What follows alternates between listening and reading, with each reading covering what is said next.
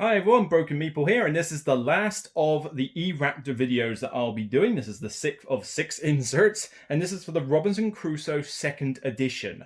Now this insert was a bit more of a hassle to deal with, not in terms of assembly, but in terms of organization. And that's because there were one or two things somewhat unique to my setup that need to be bared in mind, and also one thing that I wasn't aware of when I figured, oh yeah, this insert should be pretty good. Though I did have my suspicions that this would arise.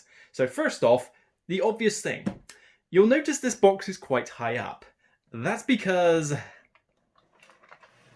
yeah, it doesn't sit flush. If you put this insert in with all the various bits, this box lid will come up a good centimetre or two off the box. So it won't fall off, it's sturdy enough, but it means you will not be able to do any more vertical storage, and it means that you probably want this sitting on the top of your boxes rather than underneath when you're storing it on your shelves. But if you thought, oh, this is a great way to get this and the expansion, because this is meant to hold the Mystery Tales expansion in there as well, in one box, all flush easily, yeah, good, God help, yeah, that's not likely to happen. The other thing to bear in mind with this expansion, and this is more me rather than ERaptor, is that yes, it can hold with the box lid up, Mystery Tales, and this base set. It will, however, not hold the Voyage of the Beagle stuff as well. And yeah, I had a previous insert in there, so I'll chuck that away. This one is basically, all this is doing at the moment is housing the Voyage of the Beagle stuff. So I did have a previous insert in here, Folded Space, you can check those out as well. But I've basically kept the spares in there and Voyage of the Beagle booklets and that. That's in the current box as spares. But you will not be able to get Voyage of the Beagle, Mystery Tales, and Robinson Crusoe into one box. It is not humanly possible, at least not via an insert. If you've done it by some weird baggy way, then fine, but I don't think you could make an insert big enough to do that in one box. So whether you want to hold this in two separate boxes in its entirety rather than try and pack it all into one box is entirely up to you. But let's dive into this one. So, box comes off.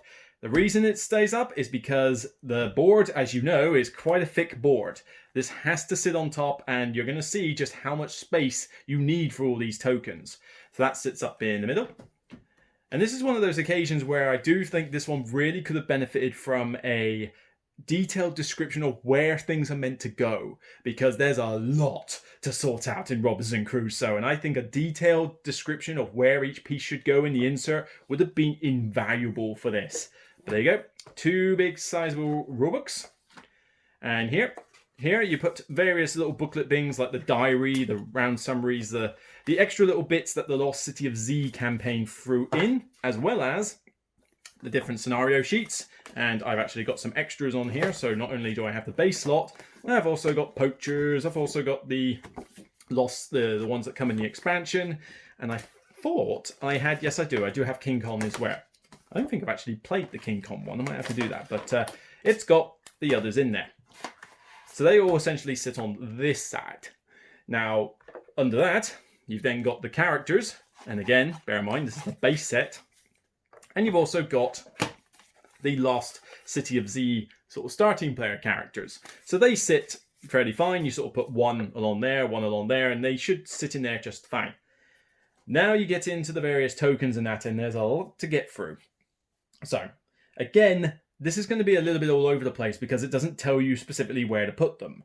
And the slightly annoying thing is that this, well, it caters for sleeves, but there's a lot of space in these trays, despite the fact, even if I had sleeves, I feel there'd be too much room in these for these little cards. Because, I mean, look at this. That is a pile of small cards. That is the space they have in there. No sleeve in history is going to make you use up that space on a tight basis. So if they're not sleeved, they're going to slide around in there and get damaged. Whereas these, same as before. But with sleeves, you've got a different story. But would you sleeve all of these? That's a lot of cards.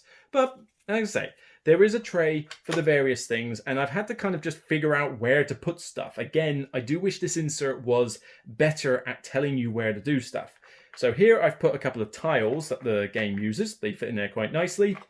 Now this is Voyage of the Beagle stuff. I know technically I said this doesn't hold it, but stuff that I didn't want to put in the spare box, I had a spare tray, so I figured, oh well, I'll use a spare tray to put these various tokens in, because there was no need to separate these cards anymore. But if you didn't have these tokens, then you would have another tray to house little sleeved cards. So you've got more than enough room. I mean, I've got inventions here. I've got the special equipment and hunted there. Oops, sorry. I've got like monsters and other things from Lost City of Z. I've got the specific Lost City of Z stuff there. So there's plenty of room for your little cards. Just double check. Yeah, camera I think's all right. Here, another tile. You get a traps one in Lost City of Z, and you can hold your hexagons. So Lost City of Z and the base set tiles. They're in there fine. So you could just take this out of the box and you'd be just fine. Whoop. Let's park that over there for a second. Right, this is where I wanted an instruction manual. The cards. The cards you can basically separate how you like. Now, this huge ton here is essentially all the various encounter cards for the base set. There's quite a lot, and you know, there's a huge amount there. Special items, special encounters as well. They all fit quite nicely in this first cubby hole. The next one does specifically the Lost City of Z various encounter cards, so that one houses there quite nicely. I mean, you want to keep the expansion separate if you can. This I have bagged up some Voyage of the Beagle stuff again. Like I say, I know I said I wasn't going to do Voyage of the Beagle stuff ideally, so you do have technically a spare tray to house more cards. So if you're sleeving, you probably will need every single speck of space in here, and you wouldn't be storing Voyage of the Beagle anyway. But because I haven't sleeved my cards, it gives me a spare cubby hold if I need it. And then here I've got, I think some of that is Voyage of the Beagle stuff, but like I said, I only gave you something like, I think this was all the cards it gave you. Yeah, I think this is all you've got for Voyage of the Beagle. It wasn't exactly a huge amount of cards. But down here, you've then got stuff for Lost City of Z, like the Madness cards and stuff, so they are in their own pile. Again, I like to keep them separate, because I don't tend to play the expansions as often as, say, the base game on its own.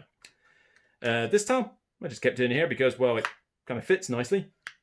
Up here, you've then got more stuff to do with Lost City of Z, so you can basically organize these how you like. The main thing I would say is that you want to separate the event cards for expansion and base set into these two trays here, and then the rest you can do what you like. So I've got characters, I've got dog thing in its own little thing. You can do what you like, but again, it's kind of weird that we've got these different shapes for how wide these cubbyholds are for the cards, and then no detail as to what you're supposed to put in them. You know, come on. You know, this is bad on ERaptor, but this is bad on Broken Token and Folded Space and all the other insert providers. You know, nobody does this. And actually, no, tell a lie, Folded Space do. So, yeah, they know what they're doing on that front. But yeah, ERaptor, I feel like you do need to give some descriptions of, you know, where things should go in there. Just food for thought. And here, this actually does pretty good. I mean, you can take this tray out, keep it on the side of your board, and you know how many tokens are in this game. I mean, there is a sick amount of tokens. Being able to organize them in a tray is certainly handy, even if you don't necessarily know where to put them to begin with. Like, this was complete trial and error. So, different resources. Bear in mind, this is 2nd edition. The various tokens you can find when you're exploring. All the different dice. The various pawns for the base game, the various side pawns, so the extra workers that you can use. I think this was the original player pieces I had from the 1st edition, so this could actually be a spare tray, to be honest, but you've got the stickered ones from 2nd edition. The brown and blue cubes, I think they're more from the expansion. The determination tokens, the modifiers, little things like the number tiles that you just use in specific scenarios. Here, Lost City of Z, various tokens that they use. Here, the infrequent stuff like the weather and the extra monster, that stuff like that. And the white disc. So you can do whatever you like. What's this? Oh yes, and the big question marks. So you can do what you like with this. It's entirely up to you how you do it. But again, would have liked just some parameters. Would have been nice. So, as you can see, this is full to the brim, and then, unlike the other one that I was doing, I don't think this has any Voyage of the Beagle components. So, as I said, if you own the entire Robinson Crusoe set to date, you're not going to use this insert to house it all, believe me. But then, to be honest, I've had Voyage of the Beagle for ages. I have still yet to play it. So God knows if that will ever happen. You know, it was a one-off purchase, it was secondhand, it was easily cheap, and I never got the time to actually play it because I was too busy going through the base set scenarios and the Lost City of Z. So God knows if Beagle will ever happen. Let me know in the comments if it's any good, actually. I wouldn't mind knowing.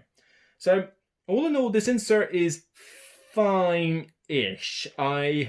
It's a bit problematic that it has to keep the lid all the way flush. I mean, this, for example, is actually taller than the edge of the box. In fact, if I can get this up, you probably, can see. That in itself is already taller than the box, which is kind of odd, because the cards are not taller than the box, but the wooden insert is. Now, granted, there's too much in here with this and the thick board to get everything into one box and expect it to be flush. I think that's probably not, something that we can say is realistically possible, but you do have to accept that if you are going to get this insert. This will not be a flush box, and you will not be able to store Beagle expansion in here. Otherwise, maybe it's for you because it will at least store all these in nice separate spaces. It is pretty sturdy. Wouldn't recommend it for vertical storage for obvious reasons. And like I say, you gotta be comfortable because thick rulebook plus giant thick board equals box lid on top. So it's just one of those things you're gonna have to deal with. Alternatively, you could use this box and use the second box, as I said, if you've got the expansion and hopefully you've retained the Mystery Tales box, and use that to hold any extras that you didn't feel fit in the insert as well. But then that kind of defeats the point of having an insert to hold everything in one box. So a lot of this is really going to come down to your own personal circumstances. For me, it wasn't as ideal as I could have hoped. I mean, the second box will house the Voyage of the Beagle stuff, fine. I can keep that all separate and then do some shuffling around with this to make certain there's no Beagle stuff in this box. I just would have liked it to be flush, but you kind of just have to know that going in. I didn't know that going in, and it was like, oh, this is one of those inserts. Okay, fine. So that's it for me. I'll see you soon. That's it for the ERaptor videos. Hopefully you've enjoyed this little mini-series. If I get any inserts from other companies or anything else that I consider to be board game bling, then I'll go over them and let you know. So take care, and I'll see you soon. Have fun.